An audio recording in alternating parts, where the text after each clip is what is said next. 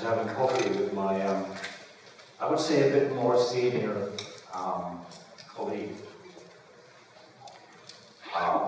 You've all been there, like in a normal office setting and the morning hours, and you don't have any meetings to be in, and you're sitting down with your partner, not your partner, your colleague. Although this one was almost my partner, I have to admit. He was an RTE in the same train that I was being agile coaching for the 2 teams. And I was an optimistic agile coach back then. Like naively optimistic, if you get my drift. And I remember asking him this question. I mean, I think there was some kind of news of layoffs or something. I can't remember what triggered this conversation. Maybe it was something that I had been thinking about for some time already. And I asked him that, listen, what if we really make it this time? What if we make the teams be, you know, self-directed and self-sufficient and very fast in releasing and all that?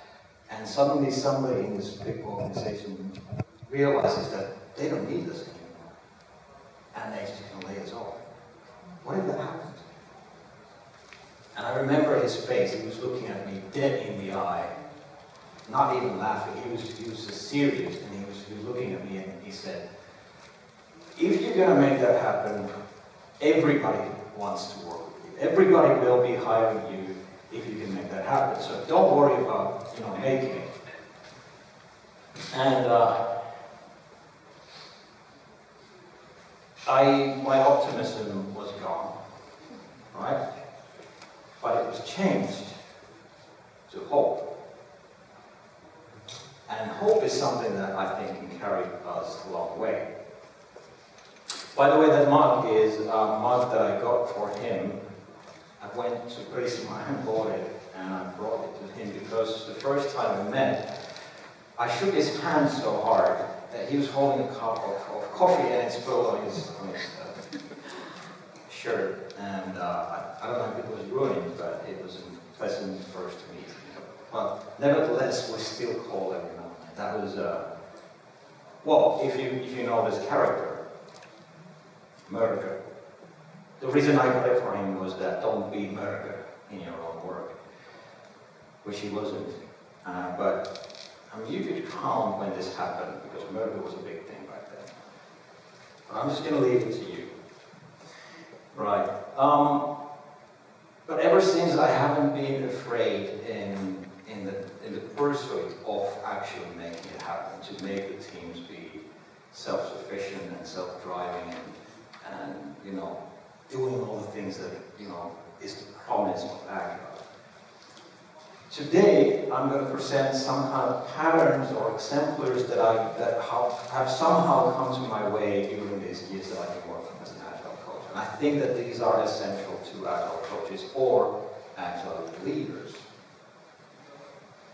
Patterns is a word that Jürgen Appelov is using about all kinds of patterns that you might have in organizational life. You might be familiar with that. Exemplars is something that John Kern, one of the original writers of the manifesto, is talking nowadays. He's searching for the beacons of hope, exemplars of where Agile is thriving. And it might be that it is in your organization or in mine or wherever that is, he tries to find them. So what I'm trying to gather here, the 3 things that I promised to you, is going to be some kind of pattern or exemplars of something that I've experienced. Good? You up for it? Nobody's leaving yet? Good, that's a good sign. Let's dive into it. These are the 3 things. This is not the things that you should know, right? There's going to be a lot of 3 things today, right? But the 3 things that are something that I've seen that are kind of challenges or problems in organizations can be divided into these 3 groups. I'm not saying these are all the groups. This is just something that I've been trying to figure it out myself. These are the categories that I'm kind of categorizing all the things that I see in the organizations, what the challenges arise from. So, I mean, this is not the whole story. You might have some different things in your organization, different challenges and all that. But we're all after the 20%, right? We just need the 20% to create most of the value, right? So this is my take on that. The first one would be expectation setting, which is something that, I don't know if you've ever heard the words, we should talk about roles and responsibilities in your organization. Roles and responsibilities.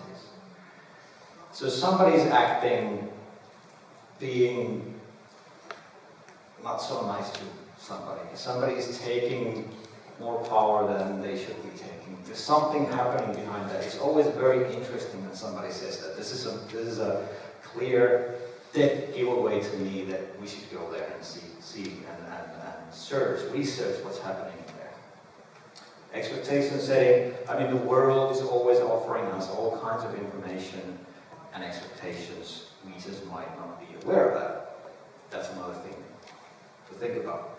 Sense making is another challenge. As human beings, we're not very good at that.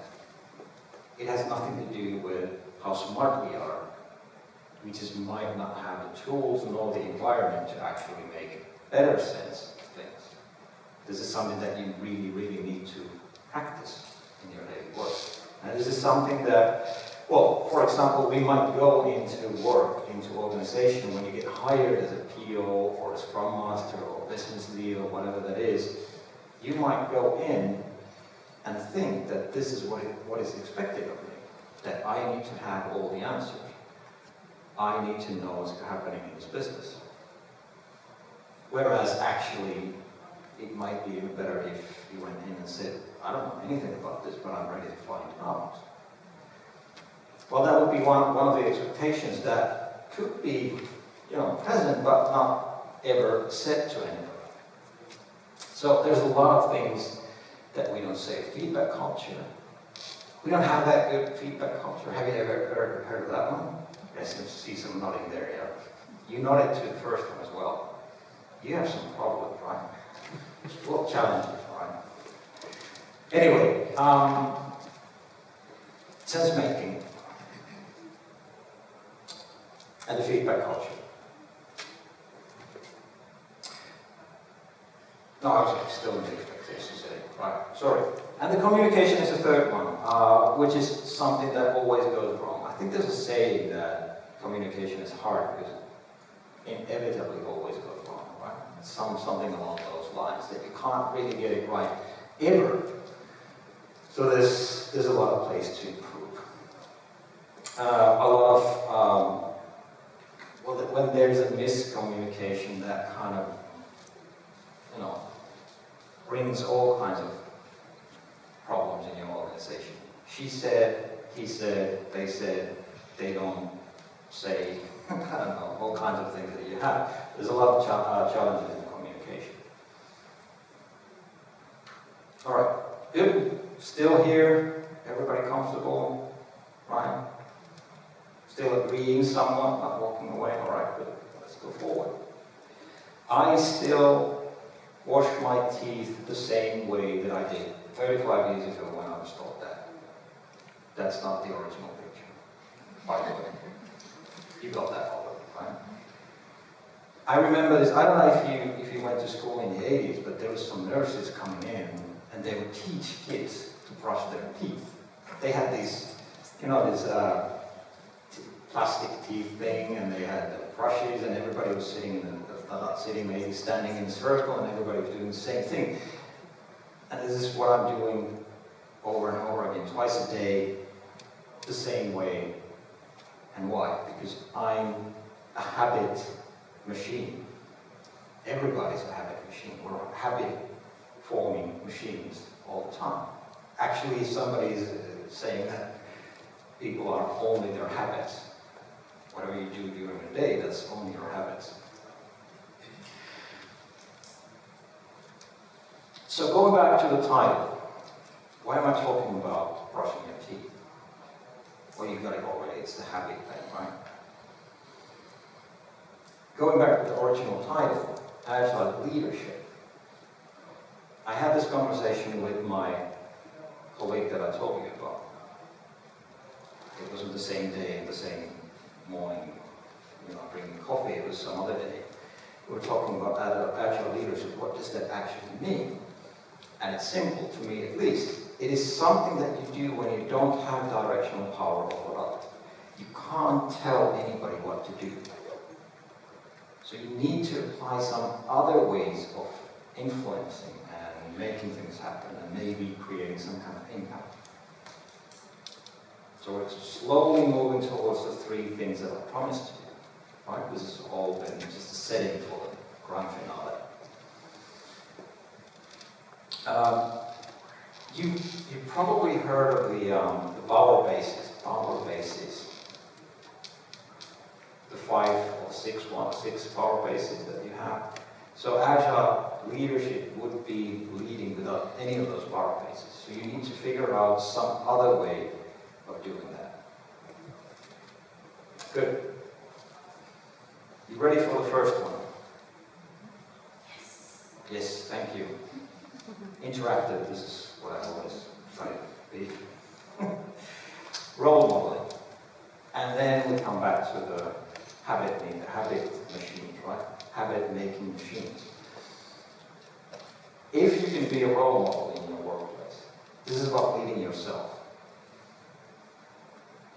If you can be a role model in your workplace and you display the kind of actions, the kind of habits that you want, that would be more, known and done and owned in whatever setting and the context you are, then that would be you just doing you. You don't have to have any power to anybody so you can display a good role model. You leave a mark to every people in every interaction. You might think you're an individual, but actually coming here today changes you in some way. We don't know yet how that changes you, but we know that you changed in some way. Because you meet these people you've never met before. You hear these stories and the presentations and all that. You never heard of those before. You change somehow. And we always leave some kind of imprint to other people. So, you doing something as a display of you valuing something, well, that's how you make an impact with people. Sometimes it's good to get uncomfortable with something. I mean, leading yourself is a big demand. It's actually the biggest demand. Leading somebody else, making somebody do something, it doesn't really require you to change or any activity, any energy from you. But when you start leading yourself, that's a lifelong journey, isn't it? Showing vulnerability, failure would be one of those things. Not very comfortable. See what I mean? But role modeling that is very impactful. That really leaves a mark on. I mean, imagine you must have some experiences when you see somebody fail in something, and you see how they recover from it, and you learn from that. Maybe you avoid the mistake that they made, whatever that was, or you learn from the recovery of that. So you've been role modeled in so many ways that you don't even understand. But this is how people have impacted you. You might be doing the same for them, and it doesn't require any kind of leadership position. You can just do you. So being an Agile leader doesn't require a fancy title or any directional power. You can actually leave a mark just being a role model. One of the things is you can radiate learning in so many ways. Telling stories will be one of them. There's all kinds of places that you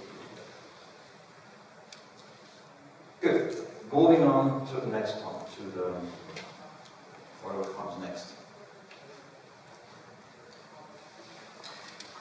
So, an ex-colleague of mine, he works at Trafikverket in Sweden. Any Swedish people here? So I'm like, no? Good. well, we always have one. But you don't care about traffic so much because Kanye always tells them what to do, right? So I was talking with my friend, and he said that somebody in his organization is having this idea that they maybe might implement SAFe to the whole organization because they want to be agile. And my first reaction was that maybe that's not a good idea. I'm here with you as well. And the first thing he asks me, which is, I always get into trouble like this, he asks me why. I mean, it's just not, maybe I don't like SAFe, and I'm just saying maybe that's not a good idea, and he asks why. I mean, you must have a reason for that. And I'm like, all right, let's see. I had like maybe 5 seconds to think, and I was thinking, I don't hate SAFe itself. Actually, there's all kinds of reasons why you should implement SAFe in different situations. That's a whole different story. But actually what I'm trying to say to you is that probably in this organization that you have, which is a big one, state-owned, tax money, taxpayers, you know, run the business in that sense, you probably have some bubbles, some places that already are something that you could describe as at least halfway agile. There's probably some kind of good practices going on already in this organization.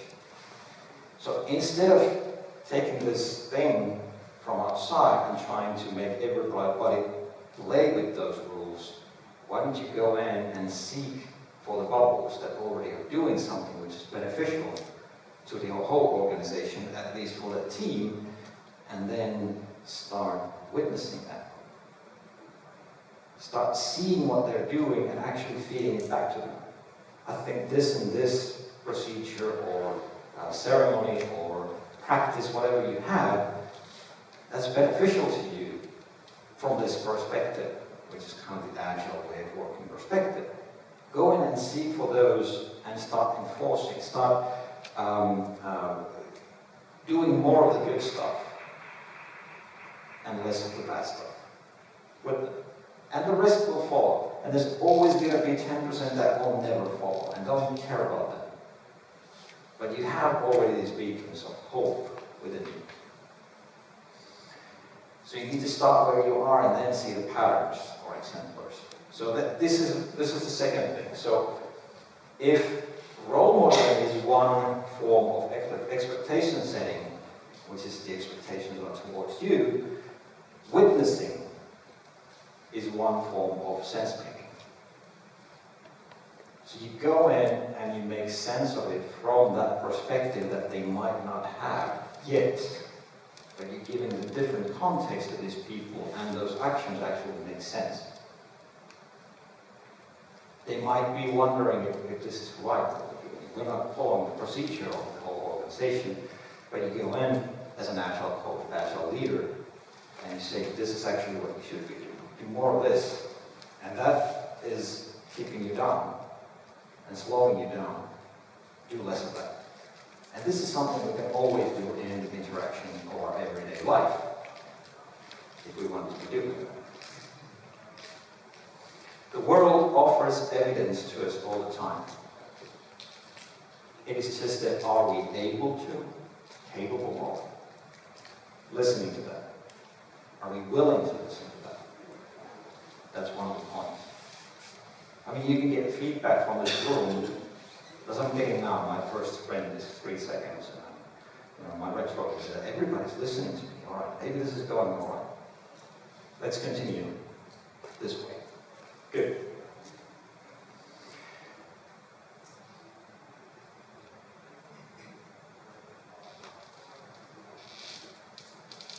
Have you ever been to a meeting that on the title it says sync? Somebody's been to those, right? Yeah. There's other people working in cooperation as well. You need to be syncing something, right? Synchronizing. Some kind of, I don't know what it is even. Somebody just need to synchronize something. And then there's a bunch of people. If it's in teams, everybody just shows their slides and then they talk about their own stuff, and everybody else is, checking emails and chats and doing all of that. This is human behavior. This is not your fault. This is human behavior. Unless you can change that interaction that is going on in the sync. And just recently, a week and a half ago, I was in a sync that was actually, I think you get this tingly feeling in your arms sometimes when you're in a really good meeting. I don't know if that happens to you, but sometimes I get that. And that was the time that I got that. So everybody were presenting their things, but there was this one person who invited everybody to the sync, and he really wanted to know what they were saying. And how he interacted with the people was that every time somebody presented something, he told them the same things back, with the same vocabulary. And I was just watching that, and I was quite amazed, because that really required him to be very knowledgeable about all the things that are happening in different sections of this organization. It was complex things, not complex, sorry about that, complicated things. It was specific vocabulary that they used, and that was amazing. But the thing was, he displayed listening and understanding to these people who might have this experience that whenever they go to a board meeting or whatever meeting that was, there were people who didn't understand what they were telling.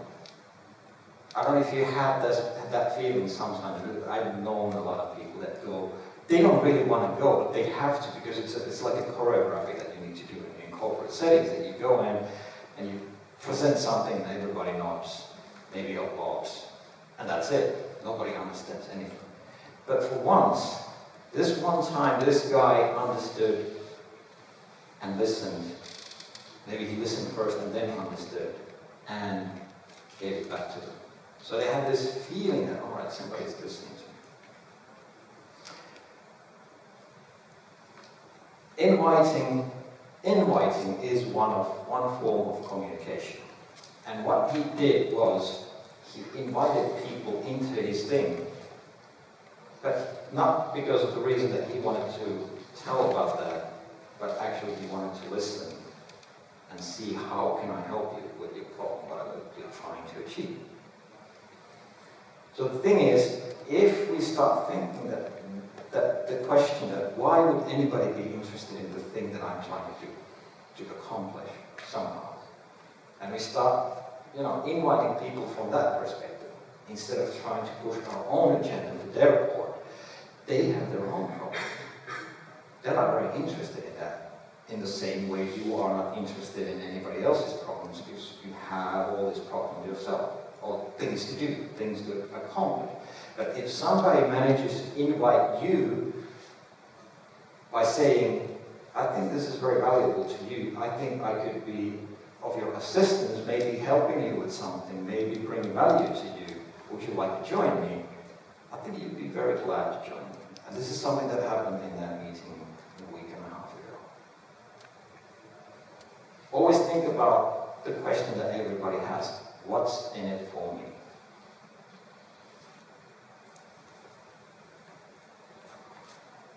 So, first of all, be someone, right? See others, and make connections. Yeah, one more thing about inviting. And this is something that is quite aligned with Agile itself. Core things about Agile. Make it small. Instead of inviting people to help you move your flat to another place, ask them if they can come and help you with carrying the sofa from the 3rd floor to the van on Saturday evening at 7. It's so much easier to, help you when you reduce the size of the granularity, right? Smaller bits. I've been moving some of my friends, or not my friends anymore, maybe because of that, and it took 3 or 4 days to move them, actually. during the second day I wasn't very happy about it. So reduce the size of the requests. Invite people, but only small bits at a time. This is how you manage to do it. Good. If you read the texts that are on the website and the descriptions that the speeches might have, there was some other 3 things as well. There was a bunch of 3 things, 3 or triplets, I call them, right? But since I only have 35 minutes and actually I would like to hear your comments or questions or all that, I'm just going to run through 2 of these, right? This is another pattern that we had. We're not going into deeper detail. It took 3 years actually to figure this out. But if you want to participate people in whatever you want to do, these are the 3 things that you need to consider.